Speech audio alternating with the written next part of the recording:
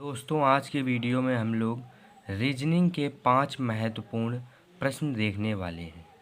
अगर आप पहली बार रीजनिंग को पढ़ रहे हैं तो भी आपको कोई भी टेंशन लेने की ज़रूरत नहीं है।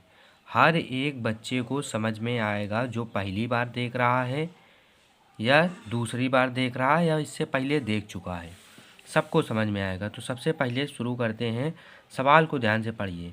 नीचे दी गई श्रृंखला में अगली संख्या क्या होगी?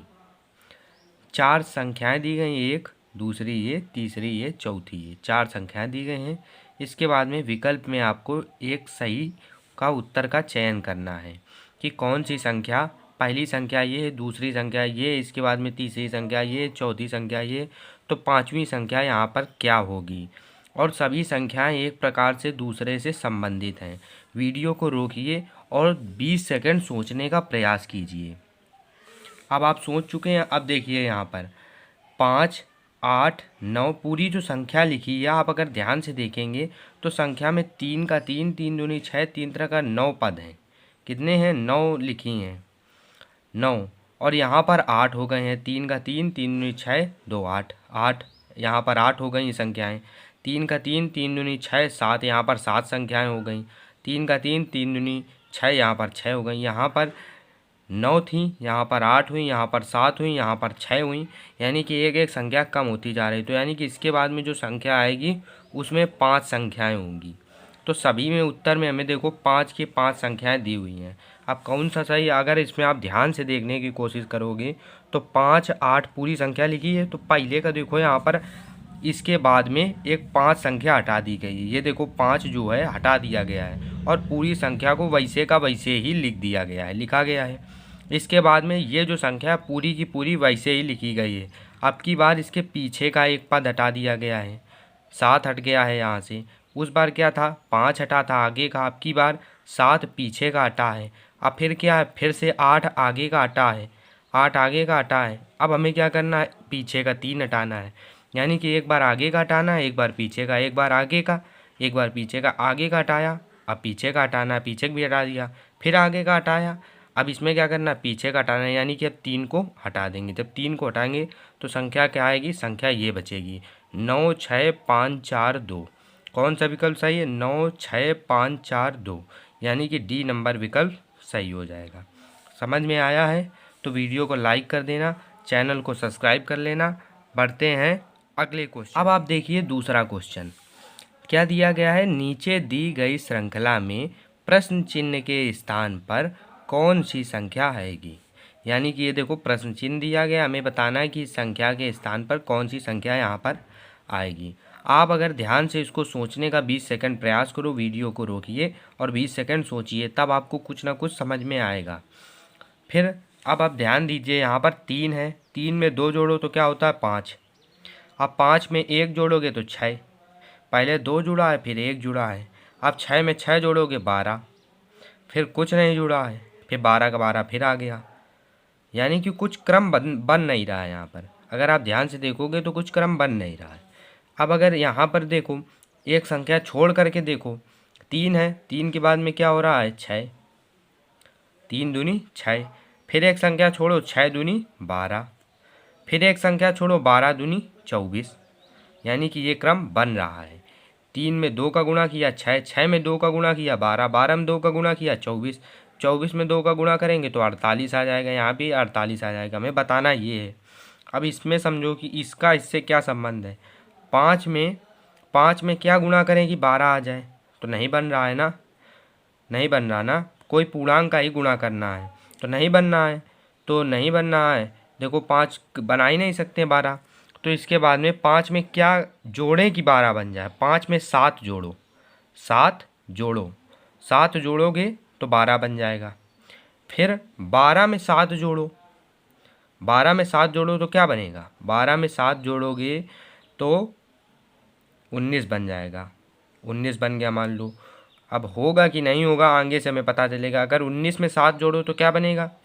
19 में अगर 7 जोड़ेंगे तो 26 बन जाएगा। यानी कि हम लोगों का 7 जोड़ने पर सही क्रम चल रहा है। यानी कि जो संख्या भरी जाएगी वो 19 ही भरी जाएगी। क्यों? क्योंकि 7 जोड़ने पर हमारा 26 आ गया है। सात जोड़ने पर हमारा क्रम बन गया, इसलिए उत्तर क्या सही हो जाएगा, 19 इसका सही हो जाएगा। 19 कौन सा, पहला सही हो जाएगा। समझ में आया। बस आपको ये याद रखने की ज़रूरत है इसमें कि ऐसा नहीं होगा कि दोनों संख्याएं आपस में संबंधित हो सकता है कि एक संख्या ना संबंधित हो, ये संख्या एक एक छोड़ करके संबंधित हो सकता है दो दो संख्याएं छोड़ करके संबंधित हो। तो आपको ध्यान देने की ज़रूरत है किस प्रकार से संबंधित है, जोड़ना है, घटाना है, गुणा करना है, भाग करना है, और बहुत तरीके से आपको करके देखना है। तो आपको समझ में आया कि जोड़ने पर ये हो जाएगा। अब चलते हैं आप देखो ध्यान से इस प्रश्न को समझो। क्या दिया गया है, एक चींटी 3 मीटर चलती है। एक चींटी है, मान लो कि ये चींटी है हम लोगों की, चींटी, ये चींटी है। अब चींटी क्या चलती है, 3 मीटर, मान लो 3 मीटर चली चींटी, 3 मीटर चलती है और फिर 4 मीटर ऊंचे एक वृक्ष पर चढ़ती है। 3 मीटर चली और फिर 4 मीटर ऊंचे वृक्ष पर चली। मान लो 3 मीटर चली और वृक्ष आ गया, ये मान लो वृक्ष है, तो 4 मीटर इसमें चढ़ी, 4 मीटर इसमें चढ़ गई। 4 मीटर ऊंचे वृक्ष पर चढ़ती है। अपने मूल स्थान से वह कितनी दूरी पर है। अपने मूल स्थान से यानी कि जो यहाँ थी, इससे वो कितने दूरी पर है। अब मान लो यहाँ पर आ गई है। देखो प्रश्न को फिर से पढ़ो। क्या दिया गया है, 3 मीटर चलती है, यहाँ से चली, यहाँ आ गई, ये आ गई। इसके बाद में क्या करती है, फिर 4 मीटर ऊंचे एक वृक्ष पर चढ़ती है, फिर 4 मीटर ऊंचे एक वृक्ष पर चढ़ गई। वृक्ष पर चढ़ गई तो कहाँ पर आ गई, यहाँ पर आ गई। अपने मूल स्थान से वह कितनी दूरी पर है। मूल स्थान क्या है, जो पहला वाला स्थान होता है वो होता है मूल स्थान। तो मूल स्थान से वह कितनी दूरी पर है, ये मूल स्थान है और ये यहाँ पर है, तो कितनी दूर है, ये वाली जो दूरी होगी वही हमारी दूरी होगी कि कितनी दूरी पर है, कितनी दूरी पर है। इसको आप लगा सकते हो। क्या करना है, कर्ण का स्क्वायर, कर्ण का स्क्वायर करना है। मान लो कर्ण यक्स है, ये जो दूरी है मान लो यक्स है, तो जो कर्ण का स्क्वायर होता है वो आधार का स्क्वायर यानी कि 3 का स्क्वायर प्लस लंब के स्क्वायर के बराबर होता है। इसके बाद में जब आप इसको हल करोगे तो यक्स स्क्वायर इक्वल टू क्या आएगा, 3 त्रिका 9 और 4 चौको 16। तो यक्स स्क्वायर इक्वल टू क्या आ जाएगा, 9 6 15 25। और जब आप इसको बाहर निकालोगे तो क्या आएगा, प्लस माइनस 5। तो माइनस का 5 नहीं लेंगे, क्यों नहीं लेंगे, क्योंकि दूरी हमारी माइनस में नहीं ली जाती है। तो यहाँ से माइनस का चिन्ह हटाओ, प्लस का 5 हमारा सही उत्तर हो जाएगा। यानी कि कितनी दूरी पर है, 5 मीटर की दूरी पर है। उत्तर नंबर ए सही हो जाएगा। अब चलते हैं अगले प्रश्न। अब देखिए यहाँ पर प्रश्न दिया गया है, यदि 30 जनवरी 2013 गुरुवार रहा हो तो 2 मार्च 2013 को कौन सा दिन था। विकल्प दिया गया है, 4 विकल्प दिए गए हैं, आपको इसमें से टिक लगाना है। क्या करना है, आपको जोड़ना नहीं है कि आप ऐसे करें 30 31 1 2 3 4 5, ऐसे आपको जोड़ना नहीं है। ध्यान से समझने की ज़रूरत है, 20 सेकंड रोक करके सोचिए, फिर उसके बाद में आइए तो आपको अच्छे तरीके से समझ में आएगा। अब देखिए 30 जनवरी 2013 को गुरुवार है। अब 30 जनवरी है, आपको पता होगा कि जून नवंबर जनवरी अप्रैल सितंबर 30 28 या 29 की फरवरी, बाकी सब 31 होता है। तो आप यहाँ से भी देख सकते हो, यहाँ से अगर ध्यान से देखोगे तो ये जनवरी, ध्यान से रखना, जो ऊपर आएगा वो 31, जो नीचे आएगा वो 30 का होगा या 29 का भी हो सकता है या 28 का भी हो सकता है। तो ऊपर से आप जोड़ोगे तो ये क्या है, जनवरी तो ऊपर है यानी कि 31 की होगी। तो हमें जनवरी की ज़रूरत है, तो जनवरी में 31 की ज़रूरत है। इसके बाद में फरवरी, फरवरी जो होगी, अगर फरवरी देखो 2013 है तो 2013 में जो फरवरी होगी वो 28 दिन की होगी। क्यों होगी, क्योंकि ये अगर कोई भी ये हमारा जो है 2013 जो सन होता है, अगर वो 4 से कट जाए, 4 से कट जाए तो वो हमारा 29 की फरवरी होती है। जैसे कि मान लो 4 से आप काटोगे तो ये कटेगा नहीं पूरा का पूरा, ठीक है। ऐसे मान लो 2020 है, 2020 है, अगर आप इसको 4 से काटोगे तो पूरा का पूरा कट जाएगा। जैसे 4 पंचे 20, 0 4 पंचे 20, पूरा पूरा कट गया, यानी कि इसमें जो फरवरी होगी वो 29 की होगी। समझ में आया। इसमें फरवरी क्यों 29 की नहीं होगी, क्योंकि ये 4 से नहीं कट रहा है, ठीक है। और इसमें फरवरी क्यों 29 की होगी, क्योंकि ये 4 से 2020 हमारा कट रहा है। जो भी संख्या मान लो 2024 होगी वो भी 4 से कट जाएगी, तो उसमें भी फरवरी 29 की होगी। तो हर 4 वर्ष बाद जो फरवरी होती है वो 29 की होती है, लेकिन 2013 में जो फरवरी होगी वो हमारी 28 की होगी। अब समझो इस प्रश्न को। 30 जनवरी हो गया। 30 के बाद में हमारा 31 जनवरी आएगा। 30 को क्या पड़ रहा है? गुरुवार दिया गया, गुरुवार रहा हो। 30 को क्या पड़ रहा है? गुरुवार। इसके बाद में 31 आएगा, 31 आएगा, फिर 1 आएगा, फिर फरवरी डैट डैट डैट डैट कितने तक चलता चला जाएगा? 28 तक। 28 की फरवरी होगी। फिर इसके बाद में 1 मार्च होगा, फिर 2 मार्च होगा, और हमें 2 मार्च 2013 को कौन सा दिन था ये बताना है। तो इतने दिन हमें जोड़ने हैं। तो आपको क्या करना है? 30 जो है, 30 में क्या करना है? 7 जोड़ना है।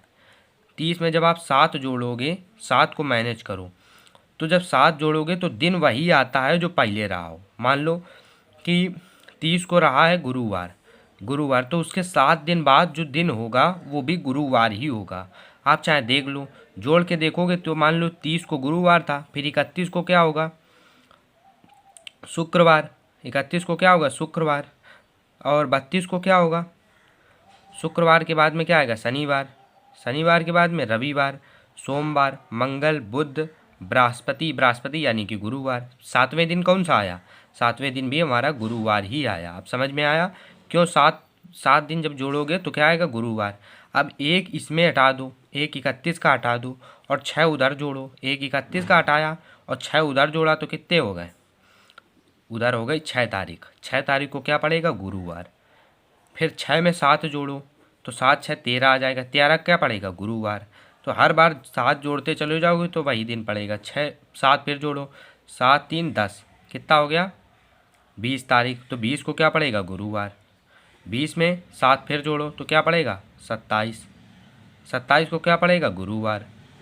27 हो गया। अब 28 को क्या होगा? 28 को 1 तारीख बढ़ा लो क्योंकि 28 का महीना है।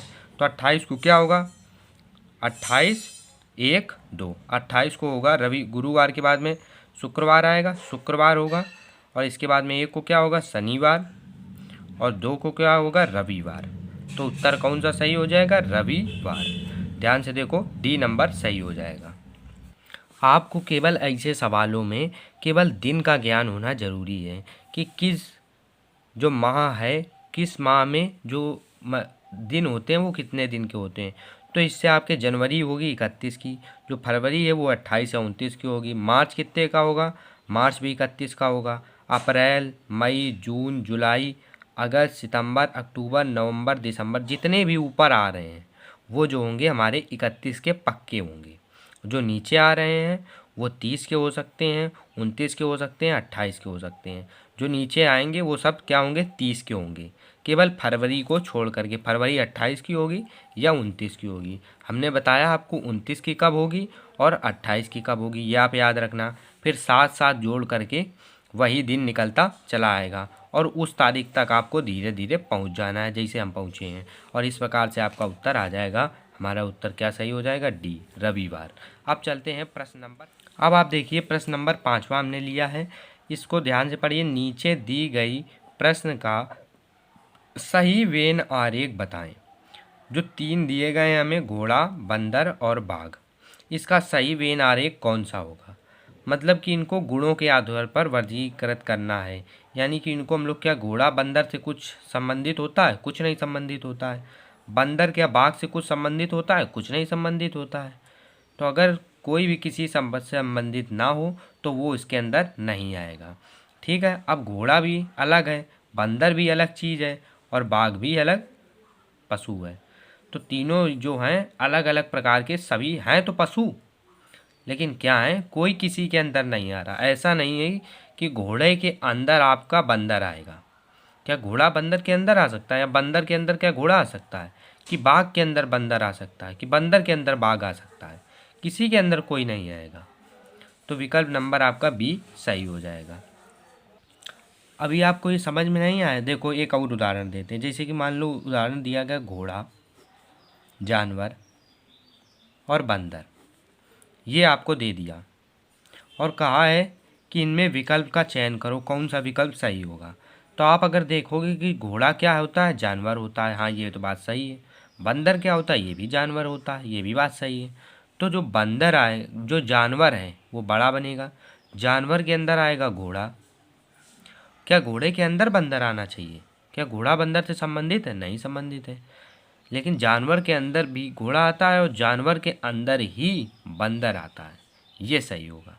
तो विकल्प नंबर तब हमारा डी सही हो जाता। तो इस प्रकार से आपको देखना है कि कौन किससे संबंधित है। जैसे कि घोड़ा जानवर के अंतर्गत आएगा, बंदर भी जानवर के अंतर्गत आएगा, तो विकल्प डी सही हो जाएगा। मान लो घोड़ा बंदर बाघ है, कोई किसी से संबंधित नहीं है, तो विकल्प नंबर बी सही हो जाएगा। आपको इसको ध्यान से पढ़ना है, तब उत्तर का चयन करना है। और इस प्रकार से हमारे 5 क्वेश्चन समाप्त हो गए। उम्मीद है कि आपको 5 के पाँचों प्रश्न बहुत ही आसान तरीके से समझ में आए होंगे। मिलते हैं अगले वीडियो में, तब तक के लिए जय हिंद, जय भारत।